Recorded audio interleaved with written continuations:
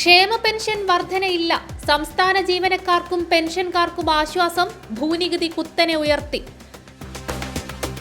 നവകേരള നിർമ്മാണത്തിന് കുതിപ്പു നൽകുന്ന ക്രിയാത്മക ഇടപെടലാണ് ബജറ്റെന്ന് മുഖ്യമന്ത്രി. കേരള ജനതയെ പരിഹസിക്കുന്ന ബജറ്റെന്ന് പ്രതിപക്ഷം. ഭൂനികുതി ഉയർത്തിയത് ഭീകരകൊള്ളയെന്ന് വി.ഡി. സതീശൻ. ഹേമ കമ്മിറ്റിയിൽ അന്വേഷണം. കേരള ഹൈക്കോടതി ഉത്തരവ് തടയണമെന്ന ഹർജി സുപ്രീം കോടതി തള്ളി.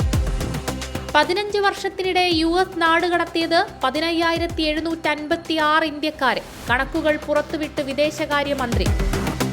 മധ്യപ്രദേശിൽ വാഹനാപകടങ്ങളിൽ 8 മരണം, 17 പേർക്ക് പരിക്ക്. 10 പേരുമായി പോയ US യാത്രാ വിമാനം കാണാതായി. പഞ്ചസാര മിൽ അഴിമതി. പാക് പ്രധാനമന്ത്രിയെയും മകനെയും കുറ്റവിമുക്തരാക്കി.